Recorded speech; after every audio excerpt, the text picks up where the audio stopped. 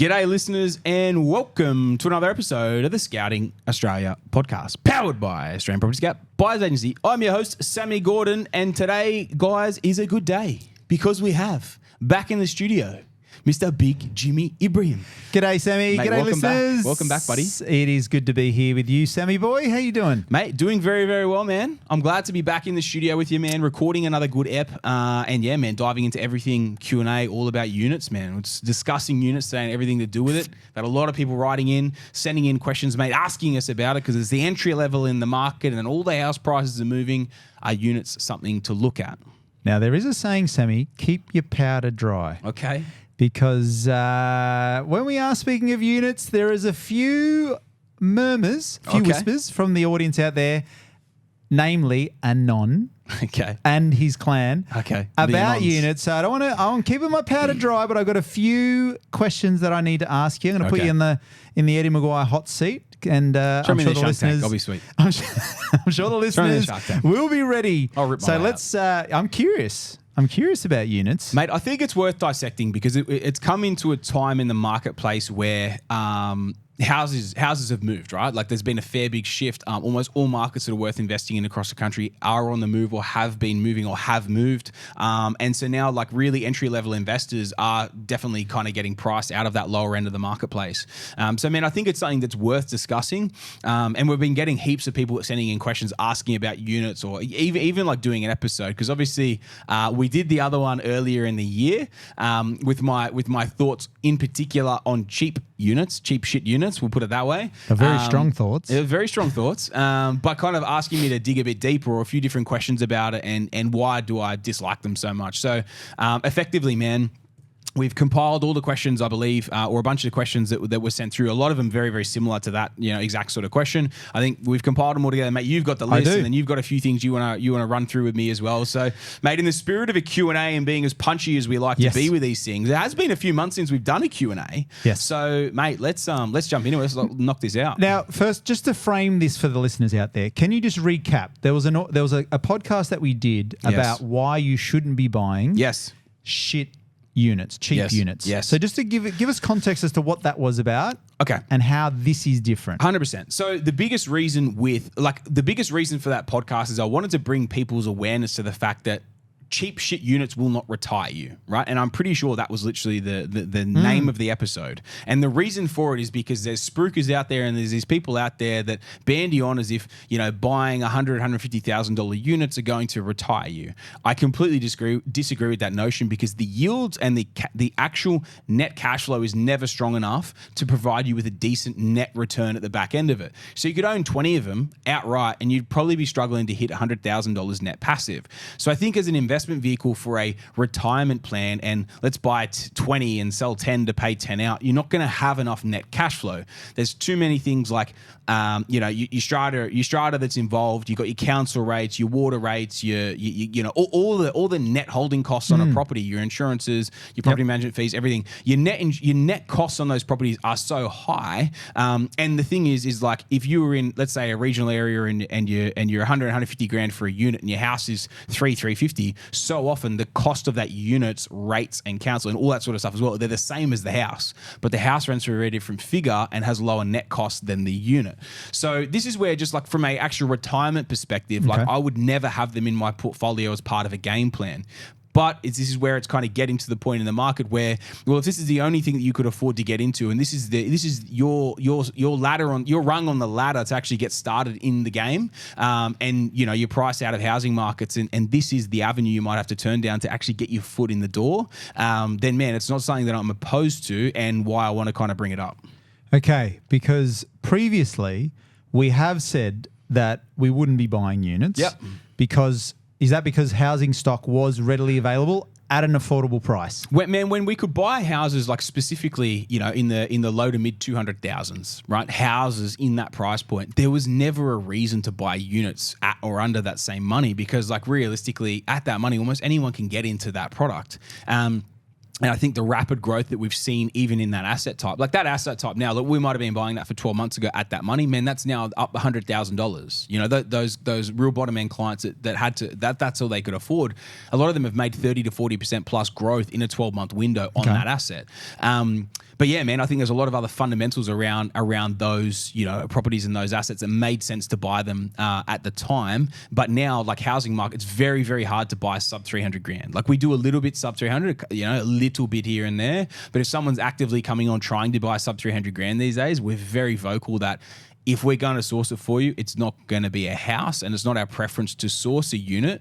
But if that's the only ladder, the only foot in the door, then it's something that we have been helping a few people with. It's not something we're trying to do. Like we're not openly talking about trying to smash like big volume in the unit space or anything like that. It's helping a few people, from that perspective. Or if you're in a market that's maybe like a $600,000-$700,000 market product, and you really want to get in that market, and it's $350,000-$400,000 for a villa or something like that, or maybe because sometimes like you can have like a strated house or a strated villa or something that actually doesn't have body corps associated to it, and I have no issues with that. And in some states, that is the way that they do subdivisions, but there's no cost. It's just how they title it, right? Instead of green titling and being a significantly more expensive process, they strata title the thing, and there's no body corps. So it's always this understanding what that property is in the portfolio for and what you need it to do. And that's why I kind of wanted to discuss this as well, kind of run through this, from a few different points, and just hit the nail on the head of a few different things. But I think this is the biggest thing, the biggest caveat on this is you will not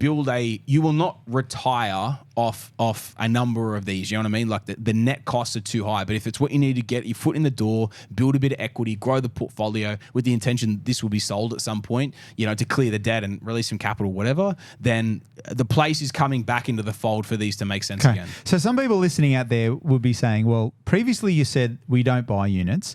Now, because the market has moved, are you saying that if there's no other option and you want to be, you don't have enough capital, so you need to be buying in a market, and if you can only afford a villa or a unit and so forth, then that is okay to be buying? Or if you want to be exposed to a certain market where you're priced out of a house, then it is okay to consider the right type of unit, villa, so forth. Yeah. There's a lot of DD and like due diligence involved in these as well. Because if that is the price point you have to go into, you have to make sure it fundamentally ticks a lot of boxes, right? Because the yield component is such an overhyped thing, especially when it comes to units, and so often the net yield is terrible.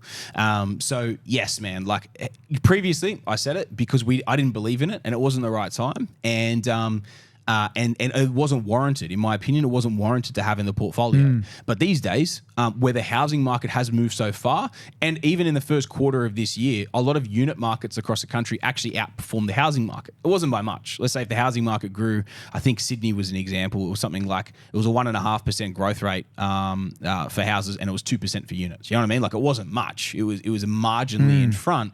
But if that was the property you could get in the door with, then it's one of these things, man, where now that bottom end product, because of the housing crisis and supply issues and all the rest of it, it is going to be put under some pressure. And so if that's the product that you need to get into the marketplace, I'm definitely kind of open to it from that side. So let's break it down with units. I want people to get a real clear picture, and I'm keen to hit you up with some comments or questions around aspects of units compared to houses, and you can clarify for us. So for the novice listener out there, can you just explain the difference with what is strata, body corporate, just to give us some context around that, and why is it a bad thing that people stereotypically think, well, if it's got strata, it's a bad thing? Look, the biggest things involved with it is cost and lack of control over the asset. So if you what is it? If you own a strata property or something in a body corporate, they are who manages the building or the complex. Typically. Sometimes it can be strated, and you might strata off a block and it's just under a strata scheme, but there's no actual managing body corporate. And that's fine. Like we like them. They're actually quite prevalent in WA, in Perth. And they were, it was just a way that they did subdivisions back then. There was nothing really different. It just wasn't green titled. It was strata titled, but there was no costs or anything associated with it. No ongoing management fees. Because there was nothing. It was a block that had been split through strata titling. But the 95% of properties out there that are under a strata title or body corporate, they are, think of your traditional townhouse complex or apartment block. They manage the building. both from a literally a management perspective of like servicing lifts and maintaining things, all that sort of stuff. And pretty much they manage it from that front, and then they have your annual general meetings and all that sort of stuff. And I think they normally have quarterlies or whatever, but they have the AGMs, and they get together, they discuss everything about it, and you propose things and all the rest of sort of stuff. But you don't have full control over your asset. There's someone else obviously that has that managing control, 95% of the time with this setup. Okay, and a sinking fund. A lot of these places have a sinking fund. Okay, so this is my biggest issue with strata, right? So I have no issue with a sinking fund in a strata scheme. And this is the biggest issue and the biggest reason why I avoid units if I can. It's when a sinking fund is not the primary beneficiary of your strata costs or your body corporate costs. So let's say you're paying $3,000 a year in body corporates, right? And then you look at the actual payout, and $500 or $1,000 is going towards a sinking fund, and then $2,000 or $2,500 is going to the admin fund. So the guy's running it. So they're just extortionally charging you for the right to manage this building, and the majority is not going into the sinking fund. The majority is going into this admin fund, and that's why I don't like them because like you're paying this exorbitant amount for something that like really it's not that complex. You know what I mean? Like, all right, if it's a huge tower, it's all the rest of it, but then they've got a huge amount of things to manage or whatever. But then again, if it's a huge tower, they've got a heap of apartments there as well. So it's just one of these things, man, that like I'm not a fan of it from that perspective, purely for that reason, or those two reasons. They're normally exorbitant, cost, and then you don't have full control over your assets. There's a lot of things you might have to apply for to actually get through. But this is where it's like understanding the difference around this thing. And what is a sinking fund though? For people that are listening, they're like, I've never heard of that term before. So it's pretty much, think of it as like your piggy bank. Think of it as a piggy bank. So every quarter you pay your strata fees. The sinking fund is your piggy bank that you fill up so that on that rainy day when cladding issues. Yeah, fucking anything. Most unit blocks aren't cladded; they're brick, right? But they might have cracks. There might be some massive water leak that happens through the roof and affects like 7 apartments. You might have half the balconies might fall off something or falling off, or you have a structural issue, or you got lifts breaking down, or you got all these different things. That's a sinking fund. That's what it pays for. So it's the piggy bank for the rainy day when something happens with that apartment block. Would it make sense then for people if they're looking to buy? Let's just say someone wants to buy on their own, and they find a complex that has a lot of money in a sinking fund. So that they think, I can buy into this for a cheaper price. There's a huge sinking fund. I can get myself onto the board and we can do some upgrades.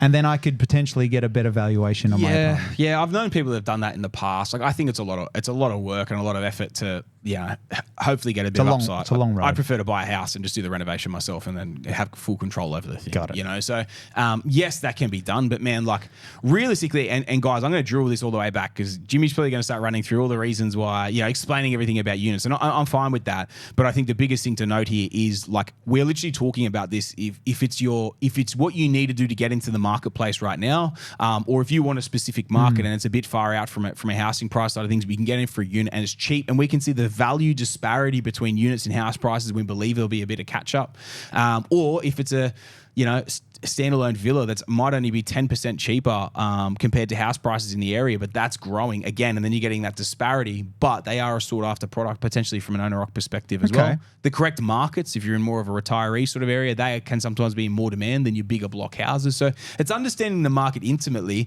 but not being closed off to the fact if you're on a lower budget that this might be the right product for you from that perspective. Okay. So one of the other big questions that we did have is are there any benefits to units?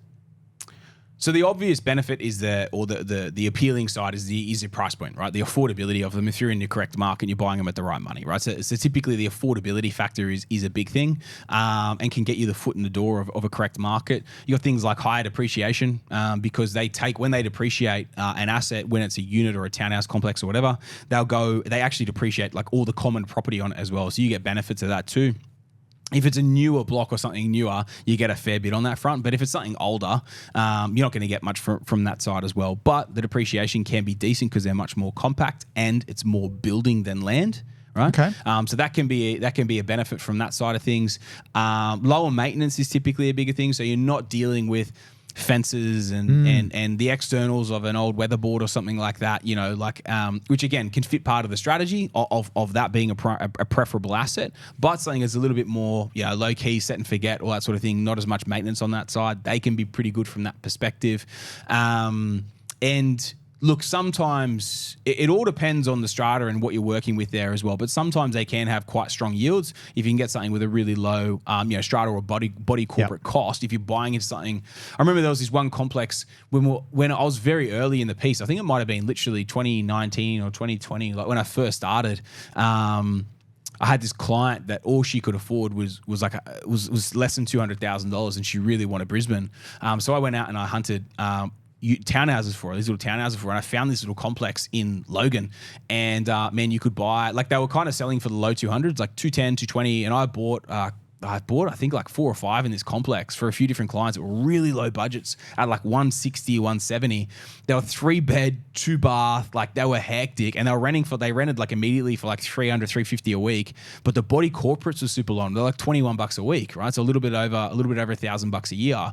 Most body corps, you don't know this because I've never bought you a unit, would run at like $60, $80, $100 a week. So it was a very, very little cost to actually run this complex, and it was mostly an owner-occupied complex. It was actually really nice. It was funny because it was in like this, it was in a pretty average area, right? Logan's not known for the best, but it was a pretty average area within Logan, this area specific complex. But the complex was just like, it was like its own little oasis in the middle of everything, and it was mad, and they performed really well for those clients, and they've done really well from a growth perspective. But the body corp was really low. The units were 3x2s, so they had an extra bathroom downstairs as well, which is really desirable, and really, really good complex with low body corp. So they kind of made sense from that, but that was ages ago. You can't do that in Brisbane anymore, right? Like that product has doubled, and I think that's the important thing to note is we've moved into this era where for like the last 15 years, really, units haven't really performed that much. Like you look during COVID, units in Brizzy didn't really do that much, but it was after COVID and when the house prices got to such a heady level,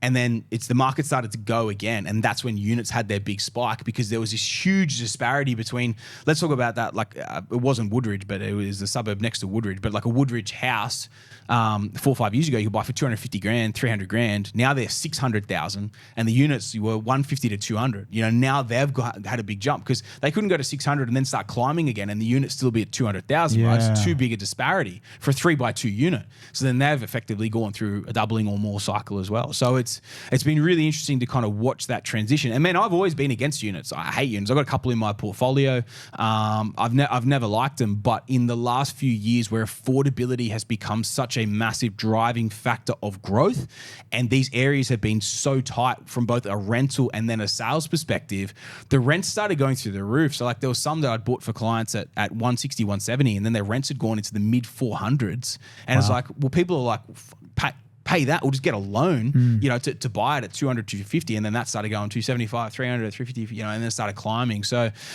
those areas have already gone through a big shift and a big change, and I think they've already seen majority of the growth that they're probably already going to have. It'll probably still drive a little bit because the market is still pumping there. But yeah, man, it's now like, where are those opportunities elsewhere that can still make sense?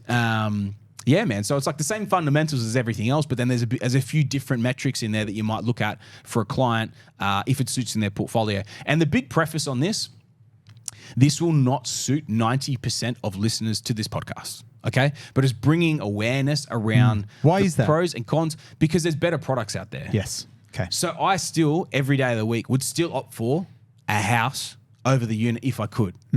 And I think that's the same thing for pretty much all clients. But for those 10% of clients that they need that lower price point to get in, or maybe they're 3-4 deals in, but they've got a kid on the way and they can only release 50 grand's worth of equity, and their borrowing is very limited as well. And all they can do is buy one final asset before they're probably out for the next couple of years. Okay. But then if they can go and buy like a cheapy 250 grand unit in a market that's rising and the housing market is superiorly outstripping it, but then we believe the units will catch up, then this is just where there's opportunities. Again, this isn't for 90% of the listeners, but there's some opportunities here like in the correct markets where it could make sense. I think it's smart because it's capitalizing on the opportunity and just looking at what the numbers are, really. And you're prefacing this by saying not all units are the same. Like a high-rise complex for a 2-bedroom unit compared to a complex of 4 or 5. So let's not think that we're just talking blanket units, right? We're talking very specific caliber of units that may qualify for what you're talking about? It's specific market, specific client, specific budgets, specific requirements, and then specific product within the correct market to even be worth having the conversation and the discussion around it. But if you can find that correct market, correct product, then it can work. And this is just a sidestep because you're very big on strategy, and I understand strategy is the cornerstone of building out someone's portfolio. Yes. So if, just play hypothetical, if you were starting someone out in a unit and it did perform well, would the plan, and I know everyone's situation is different, but just talking very high level, is the plan to eventually transition out of that into a housing market and to start building out a portfolio? Yeah, I mean, well, the idea is if you have enough growth, now obviously you've got to do a bit of saving and it has a bit of growth and everything, and you can strip that out. The premise, like the preference, it's the same, right? So the model and the strategy will be the same, but if that's what you have to do to get in now to then have that growth, and then in let's say 12 months you've got enough equity there to pull out 60 grand to then roll into a house instead, that's where like it's the first rung on the ladder for those guys first starting out. And that's where like I'm not going to completely rule them out where I once did, because it's at that point now where the housing market is now very, very hard to source quality investments sub 400 grand. Very hard. And moving forward, do you feel that's going to even get higher? It's going to get harder. Yeah, 100%. Okay. Another question here is, Sammy, what do you mean that yields aren't what they seem with units? So it's the same thing I went through before of the net cost, right? So the net costs are your biggest enemy with units. So often, like that example I gave before, $150,000 unit, it's probably got the same council rates, water rates, everything as the $400,000 house in the same area, right? It's the same costs.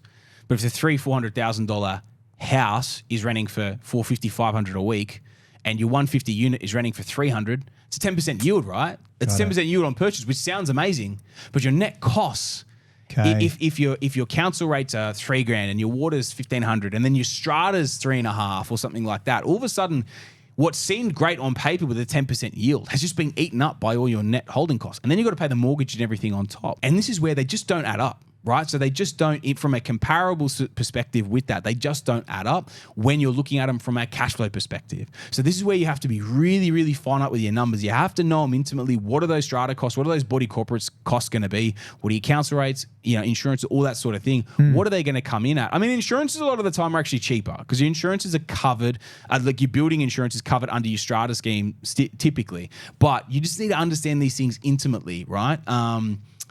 To make the correct choice of this thing, and to actually, you just want to go in with your eyes wide open, not just see the headline 7, 8, 10% yield and then not factor everything into equation. The other big thing to note is if you're buying a unit at 150 grand, we're going regional, your council rates are going to be a lot higher. So if we're talking like a regional Queensland or a regional WA or SA or something like that, your council rates are going to be substantially higher than, say, a metro location. Your insurance is potentially going to be higher, and your strata is almost always higher as well. So, man. Can you explain why that is the case? Like with council rates, is it just because of the density of the amount? Smaller council and typically actually bigger land mass. So they've got a smaller council with a smaller population. And they effectively need to manage the same as potentially a council, 3-5 times the size of them in a city, but they've actually got to manage more land, more parks, more everything with a fifth of the population. So they have to charge more to be able to provide the same service. Okay. There's a couple of more questions here. Let's go, mate. Well, I think you've already answered this. Is it easy to get into units in this market, especially with what we've already discussed? Yeah, we've discussed that. But the question also, is it easier to get finance for units compared to houses? There's not really that much of a difference. A lot of the time there isn't. It's like sometimes you'll get a blacklisted postcode or something if there is a super high density of apartments. I actually experienced this with the first BA, the BA that I got burnt by back in the day as well. He was sending me all this stuff, and then I'd even just send it to the broker just to see how these things valved up, and they were blacklisted by mainstream lenders. And like, man, you can't even buy here anyway. So blacklisted means that the bank will not lend to you because they perceive the risk too high. Yeah, blacklisted postcodes. And it was because of density and oversupply. So that's something you've got to be really careful of. Like, this is why you have to understand the market intimately that you're going to buy this product in, because that's your biggest enemy. It's oversupply.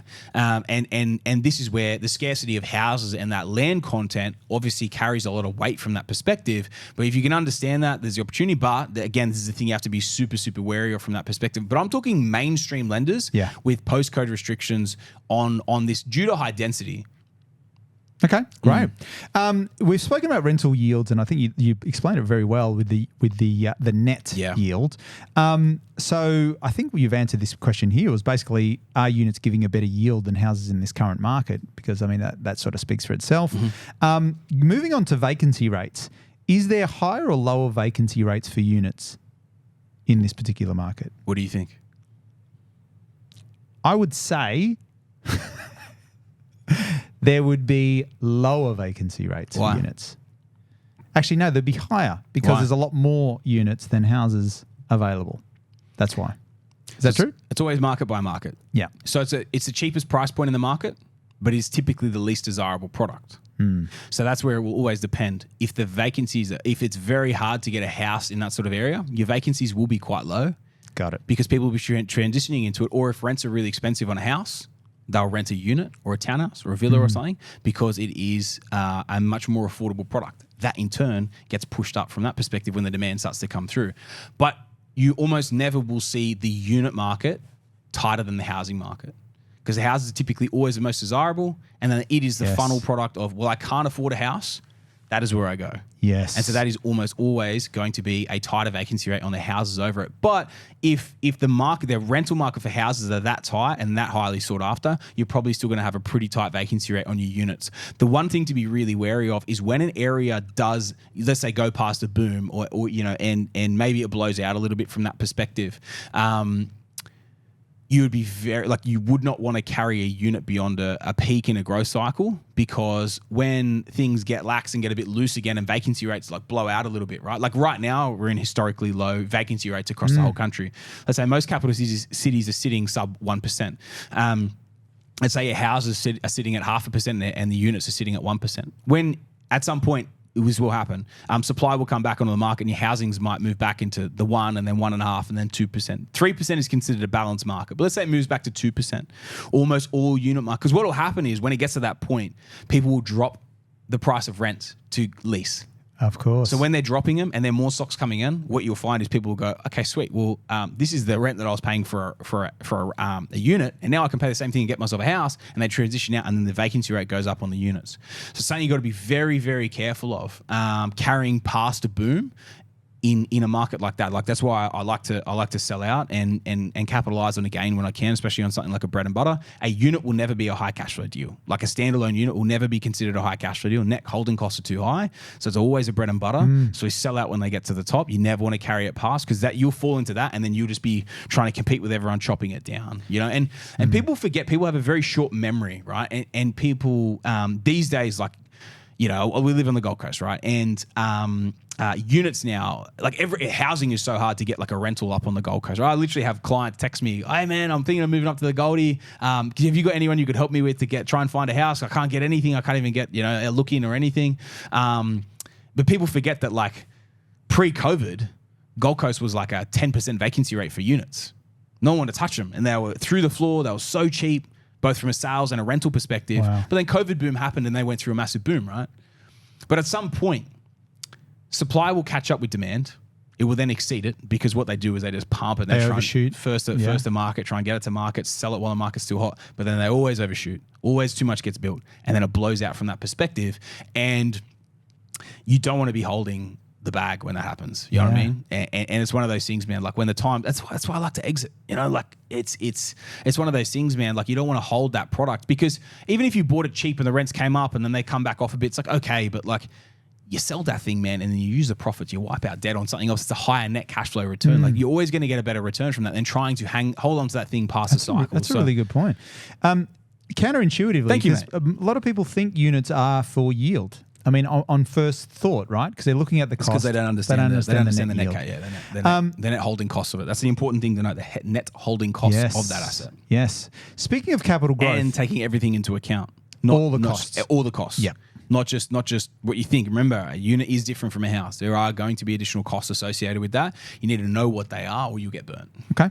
Speaking of capital growth, in this current market, is there possible upside for equal capital growth in high demand areas for units and houses? Units will outperform houses in some markets in the next few years. Probably the next 3 to 5 years until supply markets. of course, until supply catches like it levels out, and comes back to more of an equilibrium market. Then and hence why like this is something that we're actually talking about now. It's because this opportunity has kind of come up where yes, they will outperform, and some of them will play catch up. So they'll sit low and then they'll slingshot.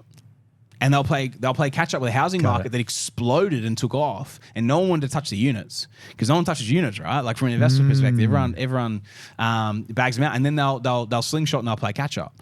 So man, there's definitely opportunity. There's definitely opportunity around it, and some unit markets will outperform housing markets. So just to recap that, you're saying that because houses upshot so well and units were lagging, now for units to catch up, the parity of growth is going to be better for units to play that catch-up game for the growth that we've seen in houses. It is very unlikely that a unit market will start the growth run and outpace houses first. Yeah. It's like the ripple effect of like the ugly duckling suburbs that surround that are off the desirable suburb. And then that becomes the next desirable and the next desirable because the people who can't afford it, they get priced out, then they move down sort of thing. The ripple effect, right? Okay. The same thing happens to an effect from the unit market. People get priced out of the housing market, and then that's the next affordable product they can buy. Okay. In terms of location, this other question we've got is I'll start digging a bit deeper into this. I'm talking myself into this. I think you should. It sounds like there's going to be a massive run in units, folks. Definitely not saying that. It is always case by case. Is it, talking of locations, is it better to have this is another question, is it better to have an inner city unit or a regional house? Always depends on the market. It will always depend on the market. They sit on the sidelines from Switzerland. Bro. What do you mean? People, I'm not, you've given me... I don't care. We'll have to cut that for sure. Yeah, you have to cut that one, Kel. Location will obviously make a difference, of course, in that particular... It's too broad a question, man. What, inner city house versus inner city bloody apartment versus regional house? Like, it's too broad a question. Which inner city market? Which regional market? So you don't want to put your balls on the line? It's just a dumm question. Our listeners are writing in. This is Anon, yeah? He's dumb. He's an idiot. It's too broad a question.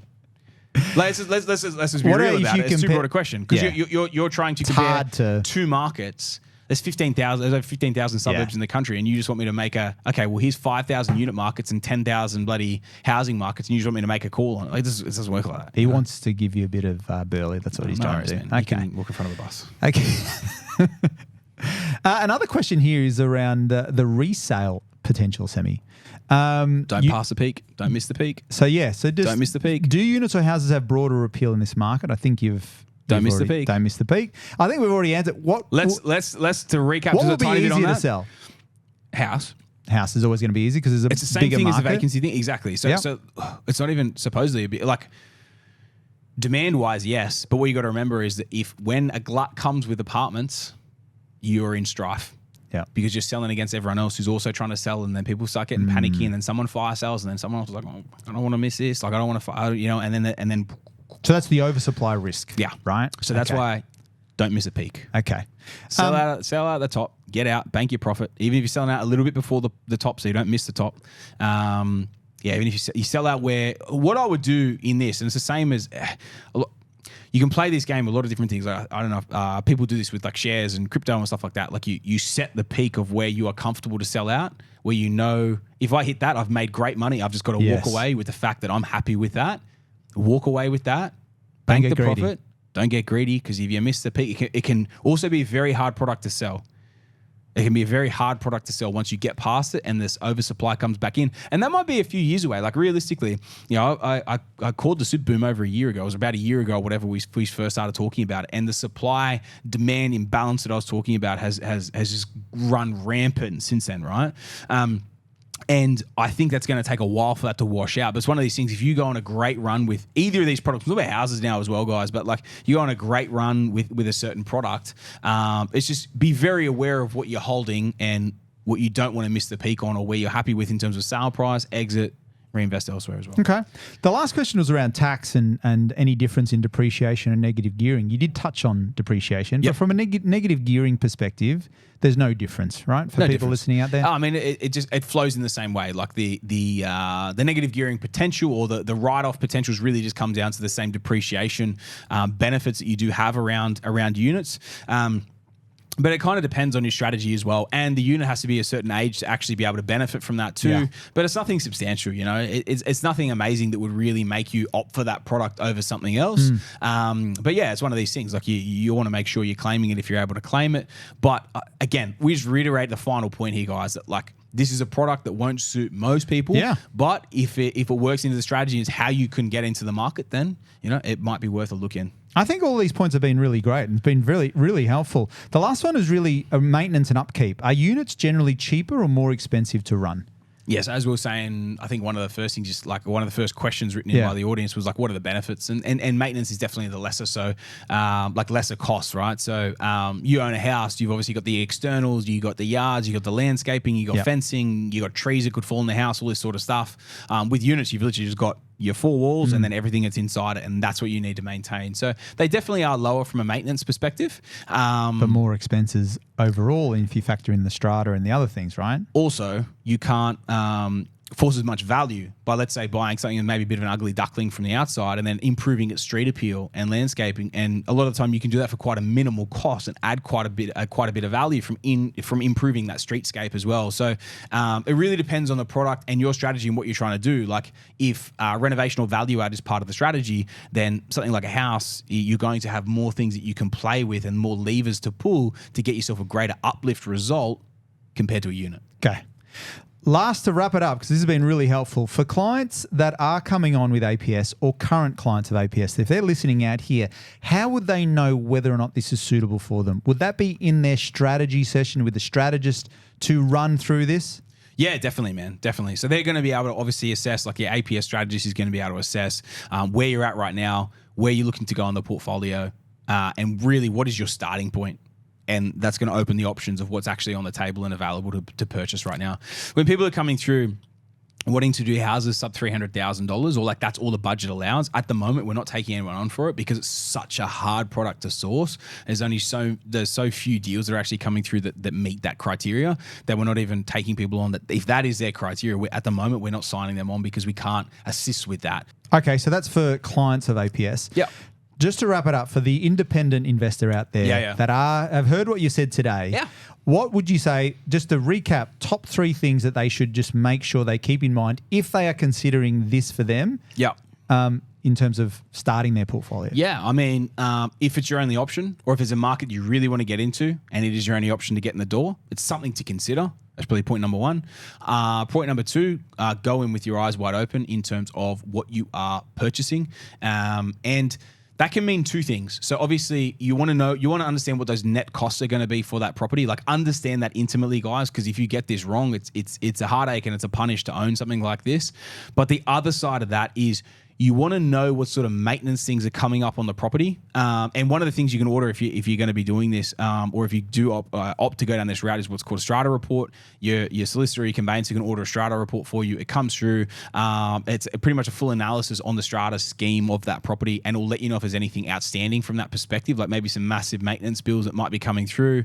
Maybe there's a massive tree that grew right next to it that's hammered all the underpinning, and they're going to have to, all the structural works underneath. They have to get rid of the tree and then fix it all up. And maybe it's a $250,000 job, and there's 10 units in the complex, and there's only $100,000 in the sinking fund. Yeah. And then, so they're going to have to shortfall the 15 grand each extra to the 10 people, 15 grand each to make up the extra 150 to then fix and rectify things. And that might be why some people are selling out. Maybe that's why something looks cheap, but they're actually selling out. And again, it's just cost analyzing.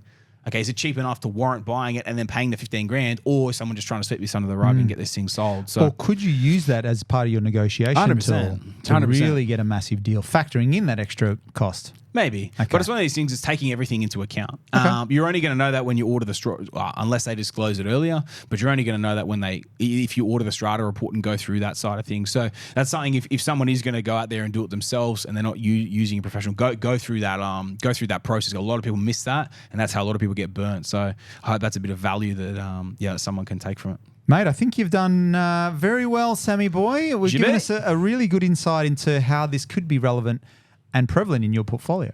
So thanks. No worries, mate. I think it's good. It's something, like I said, 10% of listeners might take this and implement. 90% I am envisaging will not. And that's sweet, man. It's all good. But I think it's good to be aware even of the talking points of why this makes sense or doesn't, or literally why it might not make sense for you as well. I think it's good to understand the pros and cons in both sides with this too. So then you're just leveling up and understanding more about this thing as well. And you can kind of see like the points where there's pros to it, but then also like the obvious cons you got to be really careful of with this product as well. It's not a straight cut conversation around this thing. There's a lot of different things to factor into the equation. So your due diligence just really needs to be very thorough and on point in every aspect. Don't just look at houses have done this, units are lagging, so there's going to be room. Every different property is going to be different in terms of their costs and their exposure. So 100%. Tread with caution. 100%. But if you do get it right, there is some upside. Yeah, man. Yeah. All right, Sammy boy. Beautiful. All right, perfect. Jimmy, thank you once again for joining us, mate. Listeners, all those guys have been writing in, asking us questions about the units. I hope we answered everything that you wanted answered from that perspective. If you want any more information, guys, about Australian Property Scout, head over to www.australianpropertyscout.com.au or head over to the socials at Australian Property Scout. If you haven't left us a 5-star review yet, make sure you jump on there, you leave us a 5-star review. And as always, guys, if there's anyone else that you think could take some great value out of this episode, maybe they're thinking about buying units, or you just think they could take some great value out of the Scouting Australia podcast, make sure you send it over to them. Keep growing the community, keep building your inner circle of people who are thinking, talking, and acting the way that we are about property to ensure that you get great property success. Jimmy, thank you once again for joining us. Thanks, Sammy. And listeners, that's another Scouting Australia podcast.